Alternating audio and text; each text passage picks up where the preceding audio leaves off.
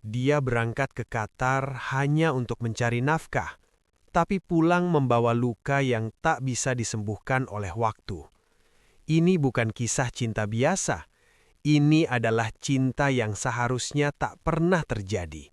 Di sebuah desa kecil di Indonesia, hiduplah seorang perempuan bernama Yuni. Usianya belum genap 25 tahun, namun beban hidup yang ia pikul terasa jauh lebih berat dari usianya. Setiap pagi, Yuni bangun sebelum matahari muncul, membantu ibunya menyiapkan dagangan kecil di depan rumah. Ayahnya sudah lama terbaring lemah. Penyakit paru-paru yang dideritanya menggerogoti tubuh dan harapan keluarga itu sedikit demi sedikit. Suara batuk ayahnya menjadi alarm paling menyakitkan bagi Yuni. Setiap batuk terdengar seperti pengingat bahwa waktu mereka tidak banyak, sementara uang untuk berobat semakin menipis. Utang menumpuk, hasil jualan tak seberapa. Di tengah keputusasaan itu, datang tawaran kerja ke luar negeri, menjadi TKW di Qatar. Malam sebelum keberangkatan, Yuni duduk di samping ranjang ayahnya. Tangannya menggenggam tangan kurus yang sudah tak sekuat dulu. "Bapak, malu sama kamu, Yun," ucap ayahnya lirih. Yuni menggeleng cepat, air matanya jatuh satu persatu. "Jangan bilang begitu, Pak. Yuni ikhlas." Namun di dalam hatinya, Yuni tahu keputusan ini bukan karena keikhlasan semata. Ini adalah keterpaksaan. Ia meninggalkan tanah kelahiran bukan untuk mengejar mimpi, melainkan untuk menyelamatkan keluarganya dari kehancuran. Di bandara, ibunya memeluk Yuni erat seakan tak ingin melepaskannya. Tangis mereka bercampur dengan suara pengumuman keberangkatan. "Kalau kamu capek, pulang nak. Jangan paksa diri," pesan ibunya sambil menyeka air mata. Yuni mengangguk, meski ia tahu kata pulang mungkin tak akan semudah itu. Pesawat membawanya jauh dari Indonesia, menuju Qatar, negeri asing yang hanya ia kenal dari cerita orang. Setibanya di sana, panas menyengat dan bahasa yang tak ia pahami membuat Yuni merasa kecil dan sendirian. Ia ditempatkan di sebuah rumah besar, megah, dengan tembok tinggi dan pagar besi yang seolah memisahkannya dari dunia luar. Majikannya bernama Fahad, seorang pria Qatar berusia awal 40-an. Tatapannya tegas, namun tidak kasar. Di hari pertama, Yuni menunduk, tubuhnya gemetar, pikirannya dipenuhi ketakutan seperti cerita-cerita buruk yang sering ia dengar dari sesama TKW. Namun hari berlalu, dan tidak ada bentakan, tidak ada tangan yang terangkat. Fahad hanya memberi instruksi singkat, jelas, dan pergi. Meskipun begitu, rasa canggung tetap menyelimuti Yuni. Setiap malam ia menangis diam-diam di kamar kecilnya, memeluk bantal sambil mengingat wajah orang tuanya. "Bertahan saja Yun, demi mereka," bisiknya pada diri sendiri. Hari demi hari Yuni menjalani rutinitasnya, membersihkan rumah, memasak, dan bekerja tanpa banyak bicara. Ia berusaha menjadi tidak terlihat, takut melakukan kesalahan sekecil apapun. Namun perlahan ia mulai menyadari sesuatu yang tak ia duga. Majikannya memperlakukannya sebagai manusia. Suatu hari, Yuni jatuh sakit karena kelelahan. Badannya panas, langkahnya sempoyongan. Fahad melihatnya dan tanpa banyak bicara memanggil dokter. Yuni terkejut, belum pernah ada orang asing yang begitu peduli padanya. "Terima kasih Tuan," ucap Yuni dengan suara bergetar. Fahad hanya mengangguk singkat, tapi sejak saat itu, sesuatu mulai berubah. Yuni tidak menyadarinya saat itu. Ia masih yakin satu hal. Ia datang ke Qatar hanya untuk bekerja, bukan untuk merasakan apapun. Ia berjanji pada diri sendiri, hatinya harus tetap dingin. Karena di negeri orang, perasaan adalah kelemahan paling berbahaya. Dan tanpa Yuni sadari, di rumah megah itu, takdir perlahan mulai bergerak. Sejak hari Yuni jatuh sakit, suasana di rumah majikan itu terasa berbeda. Tidak ada perubahan besar yang terlihat, namun Yuni merasakannya dalam hal-hal kecil. Fahad kini sering memastikan Yuni sudah makan sebelum melanjutkan pekerjaan. Ia tidak lagi memberi tugas berat saat melihat wajah Yuni tampak pucat. Semua itu dilakukan Fahad tanpa kata-kata berlebihan, seolah ia takut perhatiannya terlihat terlalu jelas. Yuni mencoba mengabaikan semua itu. Ia meyakinkan dirinya bahwa itu hanyalah bentuk tanggung jawab seorang majikan. Namun setiap kali Fahad memanggil namanya dengan nada lembut, ada sesuatu yang bergetar di dadanya. Perasaan asing itu membuatnya takut. Setiap malam, Yuni kembali berdoa lebih lama. Ia memohon agar hatinya tetap kuat. Ya Allah, jangan biarkan hati ini goyah. Aku kesini bukan untuk ini, lirihnya sambil menahan air mata. Ia tahu, jika ia terjatuh pada perasaan itu, akibatnya bisa menghancurkan segalanya. Di sisi lain, Fahad pun tidak berada dalam keadaan yang lebih baik. Sejak kehadiran Yuni, pikirannya sering terpecah. Ia mulai menunggu suara langkah kaki Yuni di pagi hari, menoleh setiap kali mendengar namanya disebut. Hatinya gelisah, karena ia sadar apa yang ia rasakan tidak pantas. Yuni bukan bagian dari dunianya. Ia adalah pekerja, dan perasaan ini adalah kesalahan. Suatu sore, Fahad menemukan Yuni duduk sendirian di dapur, matanya sembab. Ia tidak bertanya banyak, hanya menyodorkan segelas air. "Kamu rindu rumah?" tanyanya pelan. Yuni terkejut, lalu mengangguk. Untuk pertama kalinya, ia bercerita tentang ayahnya yang sakit, tentang ibunya yang berjuang sendirian, tentang rasa lelah yang ia pendam selama ini. Fahad mendengarkan tanpa menyela. Hatinya terenyuh. Ia melihat bukan seorang TKW, melainkan seorang perempuan kuat yang menahan luka sendirian.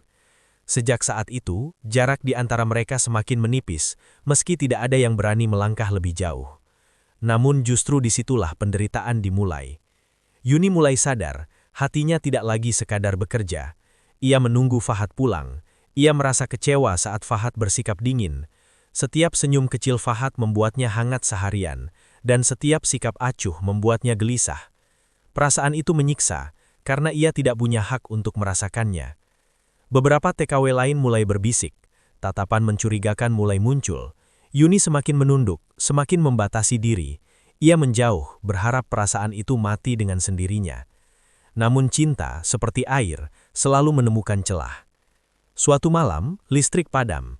Rumah gelap hanya diterangi cahaya lilin. Dalam keheningan itu, Fahad dan Yuni berada di ruang yang sama. Tanpa sengaja, tangan mereka bersentuhan. Yuni tersentak. Napasnya tertahan. Fahad menarik tangannya cepat, wajahnya tegang. "Maaf," ucap Fahad lirih. Yuni hanya menunduk, jantungnya berdegup kencang. Malam itu, keduanya tidak bisa tidur. Mereka sadar apa yang mereka rasakan sudah melewati batas aman. Dan semakin mereka menolak, semakin kuat perasaan itu menghantam. Yuni mulai membenci dirinya sendiri. Ia merasa bersalah pada ibunya, pada ayahnya, pada doa-doa yang ia panjatkan. Ia bahkan mempertimbangkan untuk meminta dipindahkan, namun ketakutan akan kehilangan pekerjaan menahannya. Di tengah kebimbangan itu, Fahad pun berada di persimpangan. Keluarganya mulai menyinggung soal pernikahan. Ia dijodohkan. Tekanan semakin kuat. Ia tahu waktu tidak berpihak pada perasaan yang salah ini. Dan di saat itulah, tanpa rencana, Fahad akhirnya berkata sesuatu yang mengubah segalanya. Sesuatu yang akan membawa Yuni pada cinta terlarang yang tak bisa lagi ia hindari. Kata-kata Fahad malam itu menggema di kepala Yuni sepanjang waktu. Ia tidak mengatakannya dengan lantang, tidak pula dengan janji manis. Hanya satu kalimat sederhana, namun cukup untuk meruntuhkan pertahanan Yuni. "Aku tidak seharusnya merasakan ini, tapi aku tidak bisa membohongi hatiku." Yuni terdiam. Dunia seakan berhenti berputar. Kalimat itu bukan sekedar pengakuan, melainkan pintu yang terbuka menuju jurang yang paling ia takuti. Air mata mengalir tanpa ia sadari. Ia ingin menolak, ingin lari, ingin menghapus semua perasaan ini. Namun tubuhnya membeku. "Maafkan saya, Tuan. Ini salah," ucap Yuni dengan suara gemetar. Fahad mengangguk. Wajahnya tegang. "Aku tahu. Justru itu yang membuatku tersiksa." Sejak malam itu, hubungan mereka berubah. Tidak ada sentuhan, tidak ada janji. Namun udara di antara mereka dipenuhi ketegangan yang sulit dijelaskan. Setiap tatapan terasa lebih lama, setiap kebersamaan terasa lebih berat. Mereka berusaha bersikap normal, tapi hati mereka telah saling mengenal. Yuni hidup dalam ketakutan. Ia takut pada dirinya sendiri. Setiap kali ia tersenyum karena Fahad, ia membencinya. Setiap kali ia merasa bahagia, rasa bersalah menyusul. Ia mulai sering menangis di kamar mandi, menahan suara agar tak terdengar siapapun. Namun cinta, ketika sudah tumbuh, tidak mudah dicabut. Suatu hari, Fahad mengajak Yuni berbicara di taman belakang rumah. Angin malam berhembus pelan. Fahad menatap Yuni dengan mata yang penuh luka. "Aku tahu aku egois, tapi perasaan ini nyata," katanya. "Aku tidak pernah bermaksud menyakitimu." Yuni menutup wajahnya. "Saya hanya TKW, Tuan. Dunia kita berbeda. Kalau ini diketahui, hidup saya hancur." Fahad terdiam. Untuk pertama kalinya, ia benar-benar menyadari betapa besar risiko yang ditanggung Yuni, namun hatinya sudah terlalu dalam. Mereka sepakat untuk menyimpan perasaan itu sebagai rahasia. Tidak ada status, tidak ada pengakuan, hanya perasaan yang mereka kubur dalam-dalam. Namun justru disitulah penderitaan memuncak. Yuni mulai terjebak di antara dua pilihan, pergi dan kehilangan segalanya, atau bertahan dan perlahan kehilangan dirinya sendiri. Ia sering memandangi ponselnya, melihat foto keluarganya di Indonesia. "Apa yang sedang aku lakukan?" bisiknya. Bisik-bisik mulai terdengar di rumah itu. Tatapan para pekerja lain berubah. Yuni merasa dia diawasi. Setiap langkah terasa salah. Ia tahu, cepat atau lambat, rahasia ini akan terbongkar. Tekanan dari keluarga Fahad pun semakin kuat.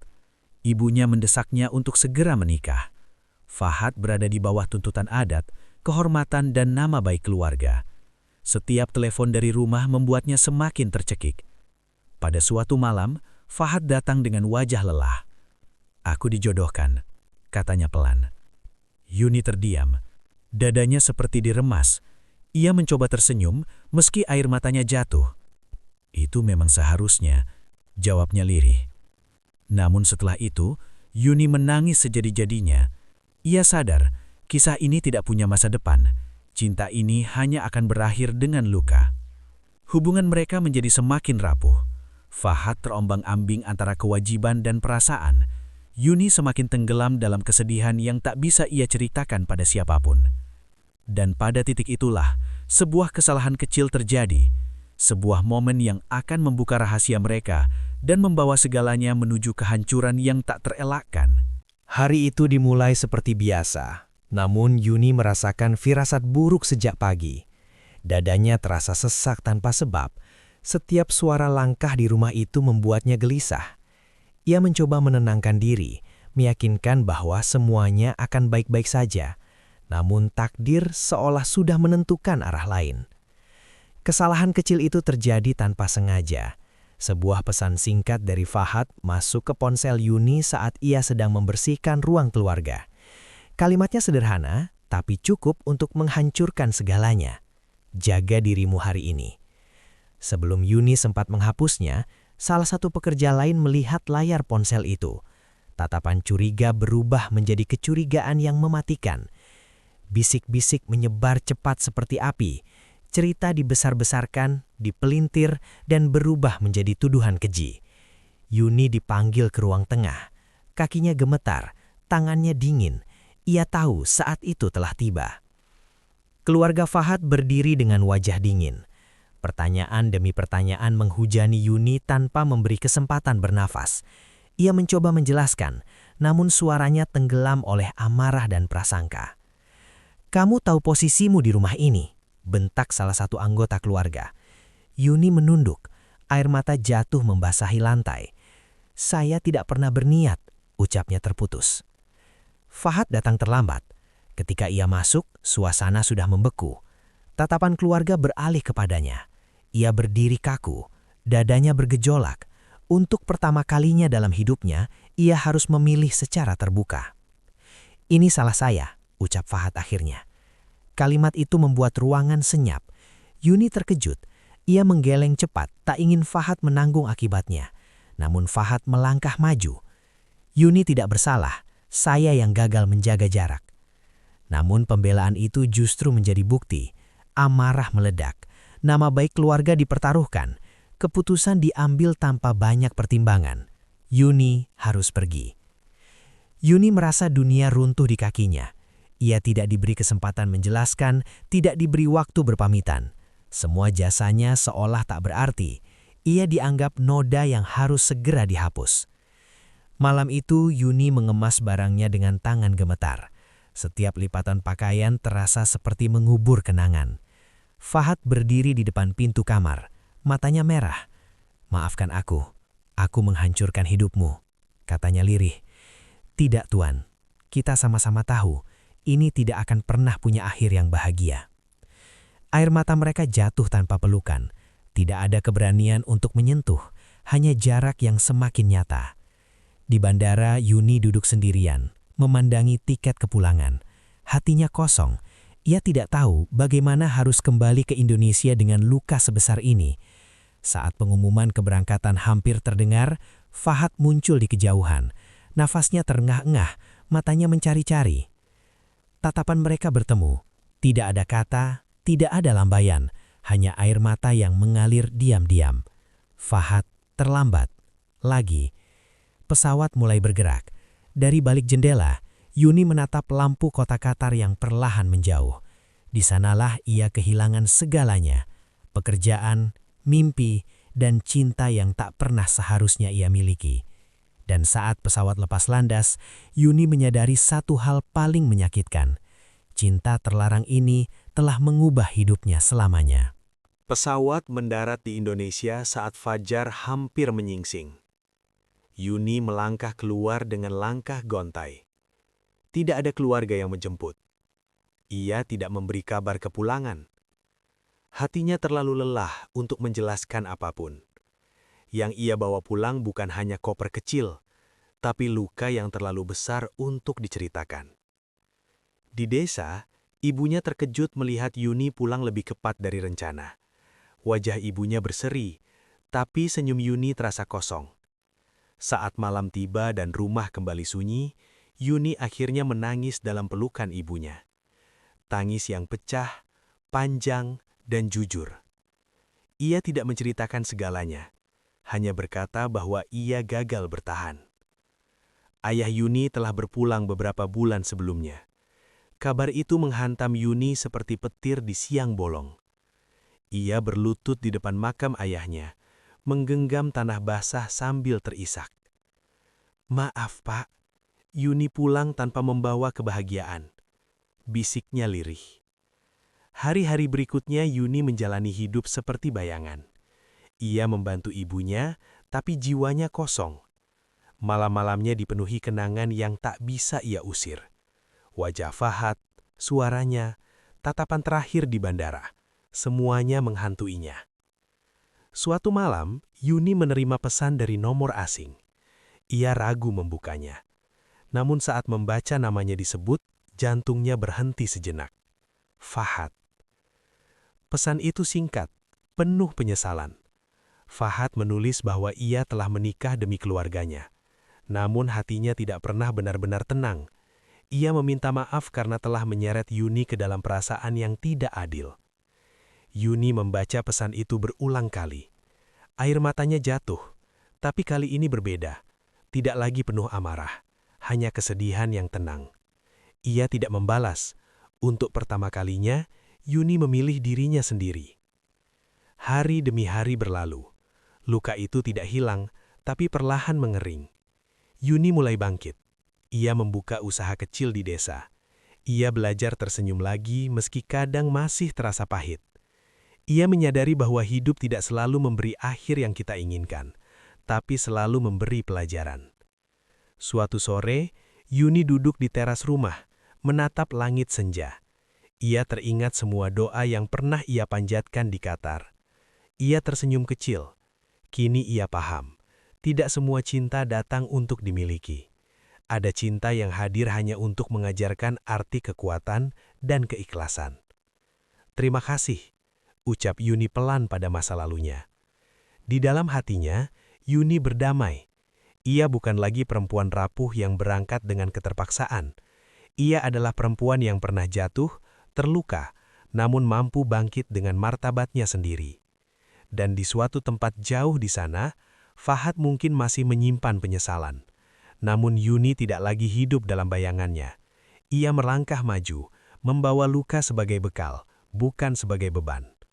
Karena Yuni akhirnya mengerti satu hal yang paling berharga dalam hidup. Cinta sejati bukan tentang memiliki, tapi tentang menguatkan, bahkan ketika harus melepaskan. Kisah Yuni mengajarkan kita bahwa tidak semua perjuangan berakhir dengan kebahagiaan, dan tidak semua cinta harus dimiliki untuk menjadi berarti. Di balik senyum para pejuang keluarga di negeri orang, sering tersembunyi luka, pengorbanan, dan air mata yang tak pernah mereka ceritakan. Perjalanan hidup memang tidak selalu adil. Ada yang harus kehilangan lebih dulu sebelum benar-benar mengerti arti kekuatan. Dan ada yang diuji dengan perasaan di saat ia hanya ingin bertahan demi orang-orang yang ia cintai. Semoga cerita ini bisa menjadi pengingat bagi kita semua untuk lebih menghargai setiap perjuangan, setiap doa, dan setiap langkah kecil yang kita ambil dalam hidup. Pesan moral yang disampaikan: jangan pernah meremehkan pengorbanan seseorang, terutama mereka yang berjuang jauh dari rumah. Tidak semua cinta membawa kebahagiaan, tapi setiap cinta selalu membawa pelajaran. Tetaplah menjaga batas, harga diri, dan iman meski hati sedang diuji. Kuat bukan berarti tidak menangis, tapi mampu bangkit setelah terluka. Ajakan subscribe halus dan emosional. Jika kisah ini menyentuh hati Anda, jangan lupa subscribe channel Perjalanan Hidup agar kami terus bisa menghadirkan cerita-cerita nyata tentang perjuangan, harapan, dan makna kehidupan. Dukung channel ini dengan like, komentar, dan share, karena satu dukungan dari Anda sangat berarti bagi kami. Interaksi penonton. Tulis di kolom komentar, Anda menonton video ini dari kota mana, dan pendapat Anda tentang kisah Yuni. Kami ingin membaca cerita Anda. Doa untuk penonton. Semoga siapapun yang sedang lelah, diuji atau terluka hatinya, Allah gantikan kesedihannya dengan ketenangan, diberi jalan keluar terbaik, dan dikuatkan langkahnya dalam menjalani hidup. Amin, ya Rabbal Alamin. Disclaimer. Disclaimer. Cerita dalam video ini hanya bersifat fiktif. Jika terdapat kesamaan nama, tempat, atau kejadian dengan kehidupan nyata, itu semata-mata tidak disengaja. Kami mohon maaf apabila dalam penyampaian cerita terdapat kata-kata yang kurang berkenan. Terima kasih telah menonton hingga akhir.